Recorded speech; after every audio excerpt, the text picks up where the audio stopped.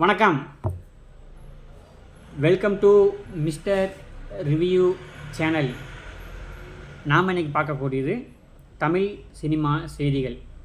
Tamil cinema செய்திகளில் உங்களுக்கே தெரியும், இப்போ சிம்புவும் வெற்றிமாறனும் பார்த்துக்கிட்டனா சேர்ந்து STR49 படம் பார்த்துக்கிட்டனா நடிக்க போகிறதாகவும், அதில் பார்த்தீங்கன்னா சிம்புக்கு பார்த்துக்கிட்டனா டபுள் ரோல் இருக்கிறதாகவும் பார்த்துக்கிட்டனா, அதாவது ரெண்டு விதமான கெட்டப்ஸ் இருக்கிறதாகவும் பார்த்துக்கிட்டனா சொல்லியிருந்தாங்க. இப்போ ரீசெண்டாக பார்த்துக்கிட்டனா ஒரு 2-3 நாளாக பார்த்துக்கிட்டனா சினிமா இண்டஸ்ட்ரி பார்த்துக்கிட்டனா சிம்புக்கும் அவருக்கும், அதாவது சிம்பு 49 படம் பார்த்துக்கிட்டனா படம் பார்த்துக்கிட்டனா ட்ராப்புங்கிற மாதிரி நியூஸ் வந்துருக்குது. காரணம் பார்த்துக்கிட்டனா சிம்பு பார்த்துக்கிட்டனா ஃபஸ்ட்டு இந்த படத்துக்கு ஜாயின் பண்ணும்போது ப்ராஃபிட் ஷேர் அது நடிப்பில் பார்த்தா ஜாயின் பண்ணியிருக்கா அப்படி. பட் ஆனால் இப்போ பார்த்துக்கிட்டா எனக்கு ஒரு 40 கோடி சம்பளமாக கொடுத்துருங்க அப்படின்ட்டு கலைப்புலி தானுக்கிட்ட பார்த்துக்கிட்ட கேட்டதுனால அவர் பார்த்துக்கிட்டனா கொஞ்சம் பின்வாங்கிறதாகவும், அந்த பேச்சுவார்த்தை பார்த்தீங்கன்னா போயிட்டு இருக்கிறனால இந்த படம் நடக்குமா நடக்காதா அப்படிங்கிற மாதிரி பார்த்து தகவல் வந்துக்கிட்டு இருக்குது. ஆனால் படத்துக்கான ப்ரொமோ ஷூட்டில் எடுத்து முடிச்சிட்டாங்க.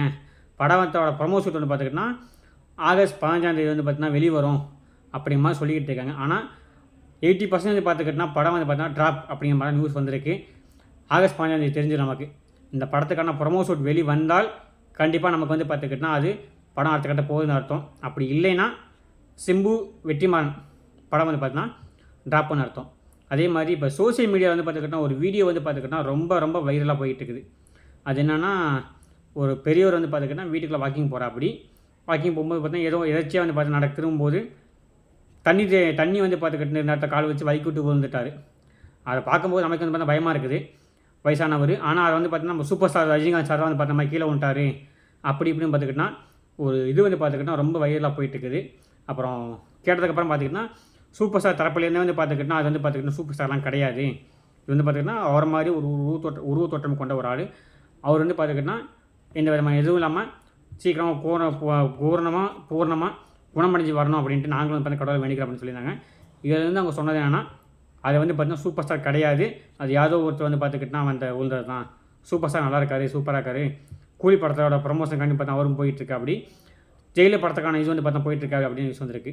அதே மாதிரி ஜெயிலர் படத்துக்கான ஜெயிலர் 2 பார்த்துக்கிட்டனா படம் பார்த்துக்கிட்டனா ஆகஸ்ட் 3ஆம் தேதியிலேருந்து பார்த்துக்கிட்டனா ஆகஸ்ட் 28ஆம் தேதி வரைக்கும் பார்த்துக்கிட்டனா நம்ம கேரளாவில் பார்த்துக்கிட்டனா இதாகிக்கிட்டு இருக்குது. அந்த படத்துக்கு பார்த்துக்கிட்டனா இப்போ ஜெயிலர் 2ஓட ஆடியோ லான்ச் பார்த்துக்கிட்டனா கூலி படத்தோட ஆடியோ லான்ச் பார்த்துக்கிட்டனா ஆகஸ்ட் 2ஆம் தேதி நடக்குது. அது ஆகஸ்ட் 2ஆம் தேதி முடிச்சுட்டு அவர் டேரெக்டாக பார்த்தோன்னா ஆகஸ்ட் 3 to 5 பார்த்துக்கிட்டனா ஜெயிலர் 2க்கான ஷூட்டிங் கேரளா போனார்னா கண்டினியூஸாக பார்த்துக்கிட்டனா ஒரு 20 நாள் ஆகஸ்ட் 28 வரைக்கும் பார்த்துக்கிட்டனா ஜெயிலர் 2 ஷூட்டிங் தான் இருக்க போகிறா. அப்படி அந்த ஷூட்டிங் முடிஞ்சதுக்கப்புறம் தான் வருவார் அப்படிங்கிற மாதிரி தகவல் வந்திருக்குது. ஏன்னா கண்டினியூஸாக படத்தை பார்த்தீங்கன்னா எங்கேயுமே பார்த்துக்கிட்டனா ஃபுல் ஃபிளிச்சாக பார்த்துக்கிட்டனா எங்கேயுமே பார்த்துக்கிட்டனா விடாமல் எடுத்து போய் பண்ணிடணும் அப்படிங்கிறதான் நெல்சனோட ஒரு இதாகவும் இருக்குது. அதே மாதிரி படத்தோட விருப்பமாகவும் இருக்குது. உங்களுக்கே தெரியும், நம்ம சம்பு அடுத்தடுத்து நடிக்கக்கூடிய படம் பார்த்துக்கிட்டனா ஒரு பெரிய படமாக போயிட்டுருக்குது. இன்றைக்கி பார்த்துக்கிட்டனா காக்கா படம் பார்த்துக்கிட்டனா 20 வருஷம் ஆகிப்போச்சு. அந்த படத்தை பார்த்துக்கிட்டனா படத்தோட தயாரிப்பாளர் பார்த்துக்கிட்டனா நம்ம சார் பார்த்துக்கிட்ட கலைப்பு தான் பார்த்துக்கிட்டனா வாழ்த்துக்கள் சொல்லி சூர்யா சாருக்கெலாம் போட்டிருந்தா. அப்படி அது ஏன் பண்ணிக்கிட்டு இருக்காரு வச்சுக்கிட்டு இருக்காரு அப்படின்னு பார்த்தோம்னா, வாடிவாசலுக்கு பார்த்துக்கிட்டனா ஒரு இதை மாதிரி பார்த்தோன்னா பண்ணிக்கிட்டு இருக்காங்க. அட்வான்ஸ் கொடுத்துருக்காங்க, ஒரு பெருந்து அட்வான்ஸ் கொடுத்துருக்காங்க. அந்த அட்வான்ஸ் பார்த்துக்கிட்ட என்னதான் இருந்தாலும் இந்த மாதிரி படம் 20 வருஷம் ஆகி போச்சுல, அதை பார்த்தீங்கன்னா கொண்டாடி விதமாக அந்த ட்வீட்லாம் பாட்டு சிம்பு பொறுத்த வரைக்கும் சரி, சூர்யாவோட எந்த படம் வந்தாலும் அவர் பார்த்துக்கிட்டனா வாழ்த்துக்கள் தெரிவிச்சுக்கிட்டே இருக்கு. அப்படி ஏன்னா அவர் கொடுத்த தொகைக்கு பார்த்துக்கிட்டனா வட்டி கூட்டிகிட்டே இருக்குது. வாடிவாசல் படத்துக்கான இது பார்த்தா போய்கிட்டே இருக்குது. ஆனால் வாடிவாசல் படம் பார்த்துக்கிட்டனா அடுத்த கட்டம் போகிற மாதிரியே தெரியல. ஏன்னா இந்த பக்கம் வெற்றிமாறனுக்கு பார்த்துக்கிட்டனா ஒரு பெரிய பேக்கப் இருக்குது, சூர்யாவுக்கு பார்த்தீங்கன்னா ஒரு பெரிய பேக்கப் இருக்குது. இதனால் நிறைய இருக்கிறனால வாடிவாசலில் பார்த்துக்கிட்டனா கை கொடுமா கை கூடாதாங்க மாதிரியே போயிட்டுருக்குது. என்ன பண்ண போகிறாங்க அப்படிங்கிறது வந்தால் தான் தெரியும் நமக்கு. பார்ப்போம் என்ன நடக்குதுன்னு. அதே மாதிரி ஆக்டர் ஜிவி பிரகாஷ் அவர் தங்கச்சி இருக்காங்க பார்த்தீங்களா, இந்த நம்ம விடுதலை படத்தில் கூட பார்த்துக்கிட்டனா சூரிக்கு ஜோடி நடிச்சிருப்பாங்களே, அவங்க பார்த்துக்கிட்டனா ஒரு முக்கியமான ரோலில் ஒரு முக்கியமான கதாபாத்திரத்தில் ஒரு பிரபலமான படத்தை நடிக்க போகிறதா தகவல் வந்திருக்குது. அந்த படத்தோட பேரை பார்த்துக்கிட்டேன் இப்போ சொல்லலை. அவங்களுக்கு பார்த்தா பேச்சுவார்த்தை போயிட்டுருக்குது.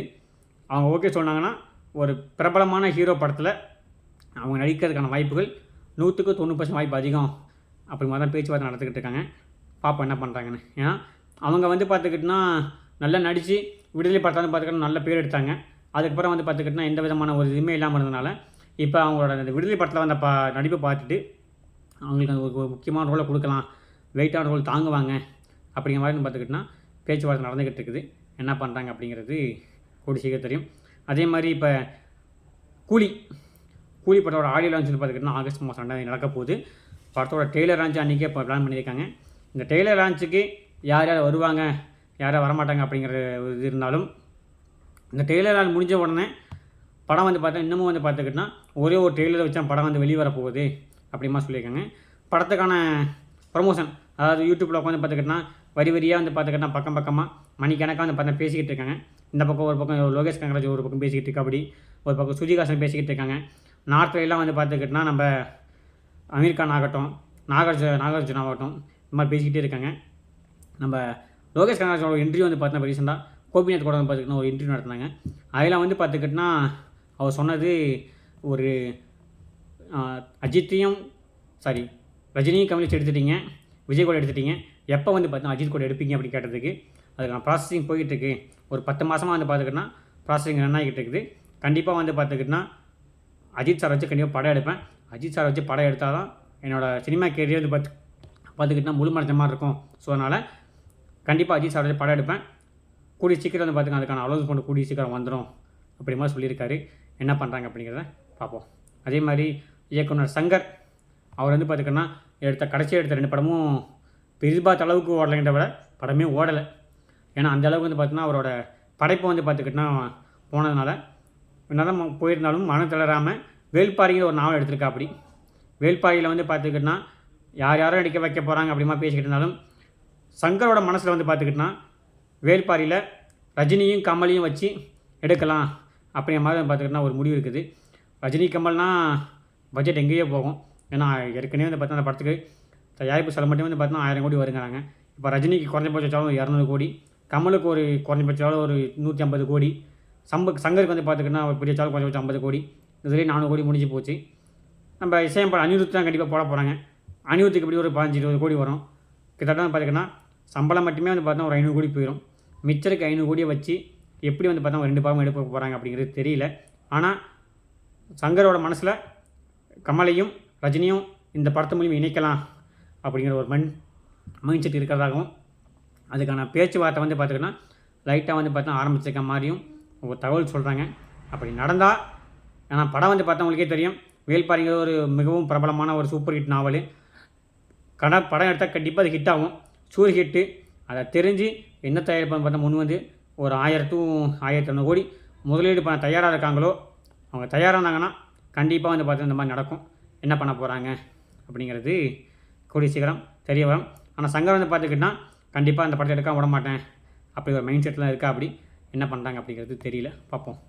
உங்களுக்கே தெரியும், சுந்தர்சி வந்து பார்த்துக்கிட்டனா இப்போ மூக்குத்தி அம்மன் 2 எடுத்துக்கிட்டு இருக்கா. அப்படி அவர் என்ன தான் மூக்குத்தி அம்மன் 2 வந்து பார்த்துக்கிட்டா எடுத்துனாலும் வச்சுருந்தாலும் நயன்தாரா வந்து பார்த்தீங்கன்னா ஆரம்ப கட்டத்தில் வந்து பார்த்துக்கிட்டனா கொஞ்சம் முன்ன பின்ன பேச்சுவார்த்தை அப்படி, அதாவது ஷூட்டிங் லேட்டாக வர்றது, பேக்கப் சொன்ன உடனே வந்து பார்த்தா போகிறது, பேக்கப் கேரளக்குள்ளே இருந்துக்கிறது அப்படி இப்படின்னு இருந்த நம்ம நயன்தாரா வந்து பார்த்துக்கிட்டனா இப்போ வந்து பார்த்துக்கிட்டனா கடந்த ஒரு 2-3 வாரமாகவே வந்து பார்த்துக்கிட்டனா ஓரளவுக்கு ஷூட்டிங் ஆரம்பிக்கிறதுக்கு ஒரு 10 நிமிஷத்துக்கு முன்னாடியே வந்து பார்த்தா ஷூட்டிங் வந்துடுறதாகவும், அதே மாதிரி இயக்குனர் வந்து பார்த்துக்கிட்டனா பேக்கப் சொல்கிற வரைக்கும் அந்த இடத்த விட்டு காலியே பண்ணுறது இல்லையாமா, காலி பண்ணாகவும், அதே மாதிரி கேரவனுக்கெலாம் போகாமல் கரெக்டாக வந்து பார்த்துக்கிட்டனா என்ன நடக்குதுங்கிறத ஷூட்டிங் ஸ்பாட்லேயே வந்து பார்த்துக்கிட்டனா பார்க்குறாங்க.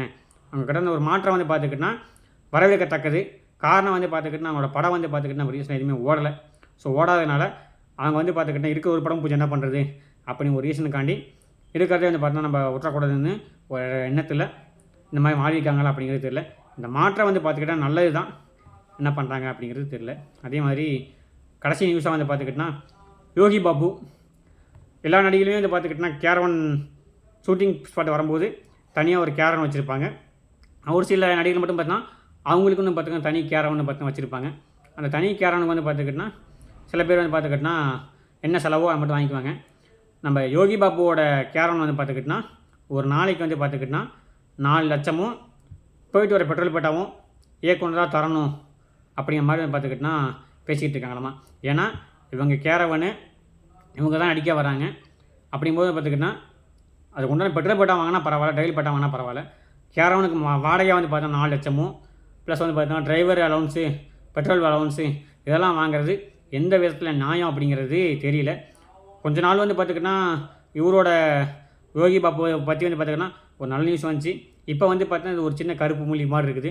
கொஞ்சம் அட்ராசிட்டி பண்ணுறாரோ, பட வாய்ப்புகள் கூட ஒரு அட்ராசிட்டி கொஞ்சம் கூடுதோ அப்படிங்கிற மாதிரி தோணுது. யோகி பாபு இதெல்லாம் மனசில் வச்சுக்கிட்டு கொஞ்சம் மாறினார்னா நல்லாயிருக்கும் அப்படிங்கிறது தனிப்பட்ட கருத்து. என்ன பண்ண போகிறார் அப்படிங்கிறத பொறுத்து வந்து பார்ப்போம். உங்களுக்கு இதே மாதிரி தமிழ் சினிமா சம்மந்தப்பட்ட செய்திகள் மற்றும் பழைய புதிய படங்கள் ரிவ்யூ வந்து பார்த்து நம்ம சேனலில் ரெகுலராக வரும். அதெல்லாம் உங்களுக்கு பார்க்க பிடிக்கும், இந்த மாதிரி சினிமா சம்மந்தப்பட்ட செய்திகளும் கேட்க பிடிக்கும், தெரிஞ்சுக்க ஆசைப்படுறவங்களுக்கு நம்ம சேனல் வந்து சப்ஸ்கிரைப் பண்ண சொல்லுங்கள். 4 பேருக்கு நீங்கள் அளிக்கக்கூடிய ஷேரும் சப்ஸ்கிரைப்பும் தான் எனக்கு வந்து பார்த்திங்கன்னா மிகப்பெரிய உதவி அளிக்கும். அதனால் வீடியோ பார்க்குற அனைவரும் சேனலை சப்ஸ்கிரைப் பண்ணிவிட்டு முழு வீடியோ பாருங்கள். மீண்டும் ஒரு தமிழ் சினிமா செய்திகளையோ அல்லது நான் பார்த்த படங்கள் அப்படிங்கிற டாப்பிக்லையோ கண்டிப்பாக மீட் பண்ணுறேன். அதுவரை நன்றி, வணக்கம், தேங்க்யூ.